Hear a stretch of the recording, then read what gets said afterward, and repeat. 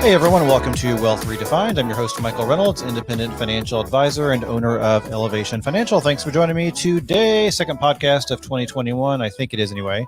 So it feels like 2021 is underway here. We're officially in. So today, before I get started on today's episode, I'm going to tell you about a little something I'm doing different here. I like new and shiny things. I like technology and just new apps and stuff. And I'm trying out a new app called Clubhouse. It's actually a social network called Clubhouse.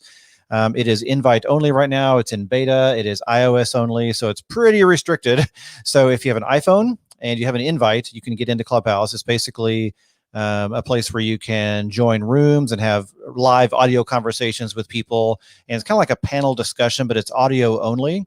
So it's kind of fun because it makes it really easy to just kind of drop into audio discussions without worrying about your cam or anything. And there's rooms popping up for all different subjects.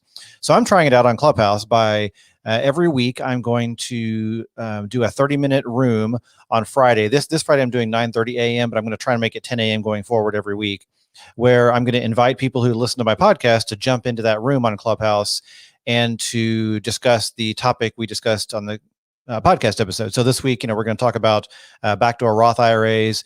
So this week on Friday, I'll be hosting a Clubhouse room on that topic, on backdoor Roth IRAs. That way people can join if they want to and ask questions and just discuss it for about 30 minutes or so and go deeper in it. So this may not age well. This episode may not age well because Clubhouse may, disappear after a while. Who knows? It's very new.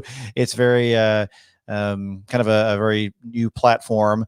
So we'll see. So I'll try it for a while. If it doesn't work out, no big deal. Maybe no one will show up, but I like trying new things and kind of seeing how it goes. So with that, that's my little announcement. I'll announce that again at the end just to kind of remind you about it. But today, let's get into the topic.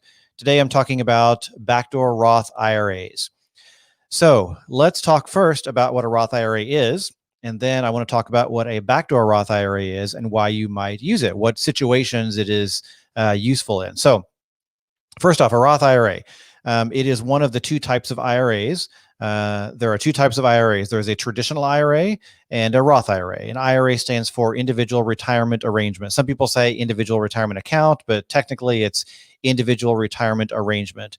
And it is a tax treatment on an investment account that allows you to defer taxes now or defer taxes later. So basically the traditional versus Roth is the tax treatment, but an IRA is basically your own tax sheltered retirement account. It is an account made for saving for retirement. You can put anything you want into it. Most people put mutual funds and investments in it, and that is to allow your money to grow and to develop or earn compound interest over time and grow to a larger amount later, and is to be used at retirement. IRAs have some rules around them. If you withdraw the money before age 59 and a half, then you're subject to penalties. So they're really designed for long-term retirement investing. So that's what IRAs are. So they're pretty common. I think most people know what IRAs are.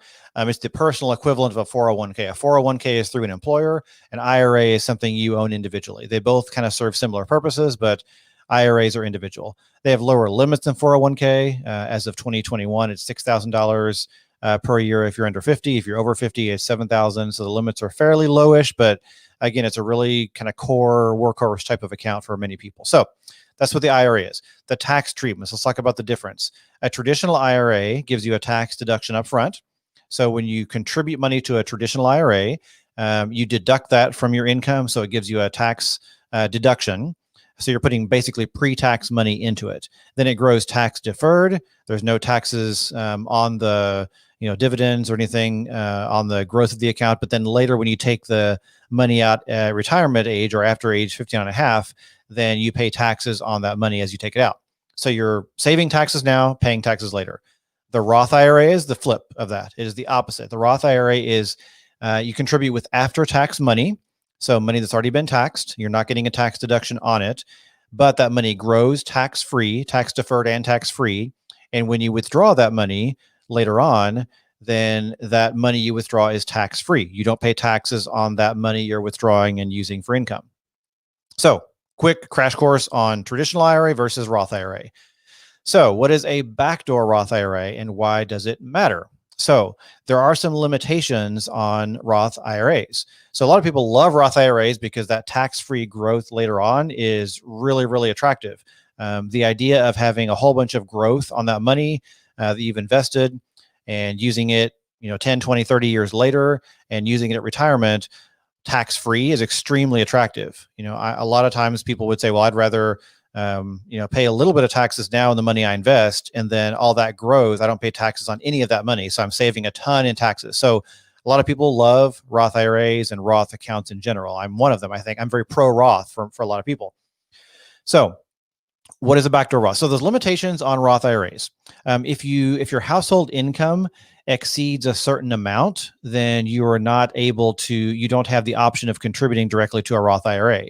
As of 2021, let me grab the number and make sure I get them exactly right. It's 198. So if your modified AGI is over 198,000 as a household, so however your tax filing status is, either individually or as a household if you file jointly, if your modified AGI is over 198,000 income, then you start to bump up against called the phase out area where you can't contribute as much as a tax-free, Roth IRA contribution. Once you get over that to 208, then it completely phases out. You're not able to contribute directly to a Roth IRA.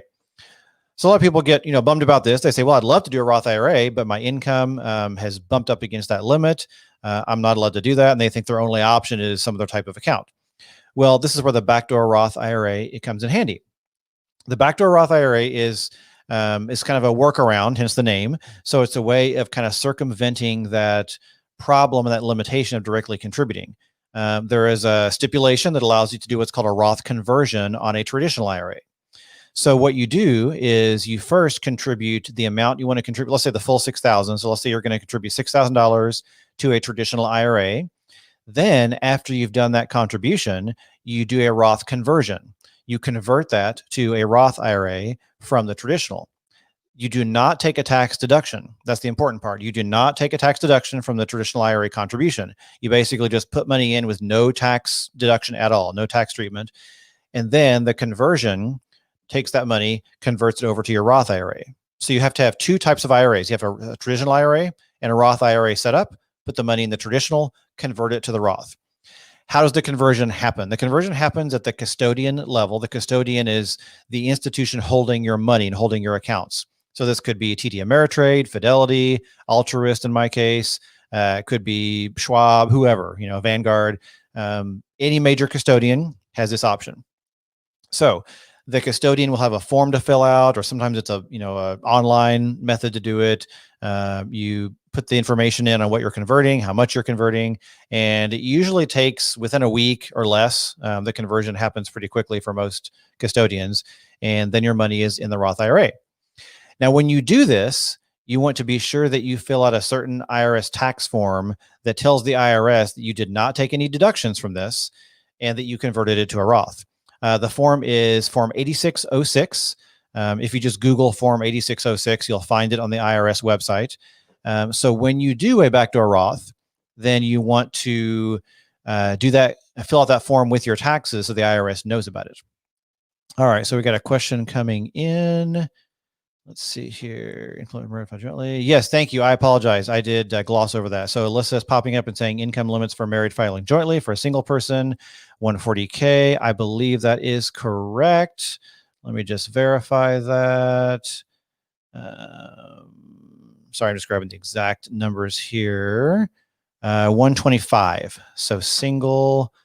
I'm sorry. No, I'm wrong about that. It is 140. Yes, correct. So it is 140 for if you are single. So thank you for clarifying that. I apologize. Thanks for clarifying that. So whether you're single or married, that's going to be the limit you're going to look for. So thanks, Alyssa. Appreciate that. Sorry about that. So the conversion happens at the custodian level. So once you've done that conversion, then the backdoor Roth is complete. You file that Form 8606 with the IRS when you do your taxes, and it's all kind of documented. So the backdoor Roth is a great tool for people who have incomes, either individually or as a couple, to circumvent that limitation of the Roth IRA, direct contribution. They can't contribute directly. So what I usually tell people is a lot of times it's good to do a dollar cost averaging every month, kind of contribute. In this case of a backdoor Roth, it's sometimes better or a little more convenient just to kind of save up a lump sum and then just kind of just dump that lump sum in for the year. That way you're just doing one conversion. And I've also seen cases where you have a money market account to hold cash in the traditional IRA before you convert it. And then that cash is going to maybe make a penny or two of interest. And then you've got this extra penny sitting around the account. So anyway, I just like to make sure that you do it quickly so that you don't have that happen. And you've got this weird extra penny or two sitting in the old account. So lump sum contributions usually work pretty well if you just kind of save up a lump sum and dump it in the account and then convert it. So that's a backdoor Roth. It allows people with incomes at that level to contribute to a Roth and to take advantage of it. Now, a caveat here I want to mention. There are some complications that happen when you have a traditional IRA in your name with money in it. There's something called the pro rata rule, and this can really get messy and inconvenient. So what happens is if you have money sitting in a traditional IRA and you want to do a backdoor Roth, the traditional IRA sitting there causes you to bump up against this pro rata rule, which means that not all of the conversion can be counted as Roth, and it gets extremely messy, messier than I can even go into right now because it's just all this different kind of things that can happen and stipulations that occur. And so bottom line is, to keep it simple, I generally encourage people to try to get as much money into Roth and out of traditional as possible if it's convenient and practical. So let's say, for example, hypothetically, let's say you have a traditional IRA sitting around with $10,000 in it, and your income starts bumping up against that limit where you need to do a backdoor Roth so you can do Roth contributions. Before you do that, you want to clear out that traditional IRA so that you can avoid the pro rata rule. So what I would typically do is say, hey, let's take that $10,000. Let's go ahead and do a Roth conversion on that, get that into your Roth IRA, and then do your backdoor Roths. Now, what that means is you're going to pay taxes on that conversion for the year that you converted it. So if you converted it in 2020, you're going to pay taxes on your 2021 tax payment for the bill of tax year 2020. So if you have the cash available to do that, and you're okay with paying more in taxes right now to get that traditional IRA money converted to Roth and kind of clear it out to clear the path toward doing a backdoor Roth, that usually makes a lot of sense. Now, obviously, if you have a ton of money in a traditional IRA, you don't have a lot of cash laying around to pay the taxes, doesn't make sense. There are other things you can do. I wouldn't jump through hoops just to try to do a backdoor Roth in that case, because it could be counterproductive. But if you have the available cash to pay the tax bill, you understand the implications, you're okay with it, and it practically makes sense to clear out that traditional IRA by converting it, then that's a really good path sometimes to clear out all that traditional money and then give you a clean way to do a backdoor Roth without having the pro rata rule come back and bite you and kind of stipulate how much Roth can be there and not, and it just gets really messy. So that's the backdoor Roth. That's kind of the overview. So just be aware, if income is a limitation, then you are able to still do a Roth IRA contribution with some caveats.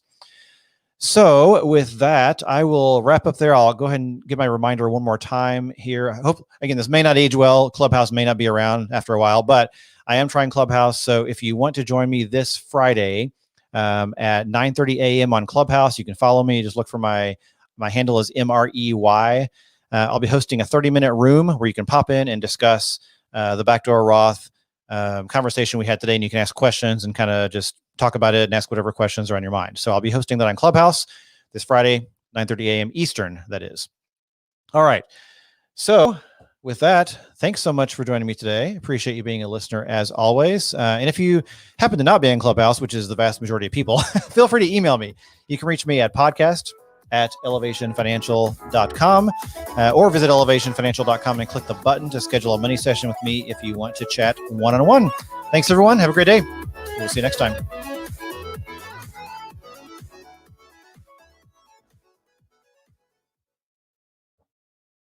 All right. Thanks, everyone. Recording is off. Podcast is in the can. And if anyone has any other questions, feel free to pop them in the next few seconds or so. I don't see anything other than Alyssa's great question. I don't see any other than that. I know a couple of people did pop in, so thanks again for being here. If you happen to be on Clubhouse, I think I have maybe one invite left, maybe not. So if you want to join, let me know, and I'll try to send you an invite as well. So those are on Clubhouse. I'll see you on this Friday at 9:30 a.m. Eastern. And I will see you next week as well. Same time. As always, I broadcast every Tuesday at 1:30 p.m. Eastern on Facebook Live and YouTube Live. And I appreciate you being here. Thanks, everyone. Have a great day. Thanks, Leslie. You rock too. Bye.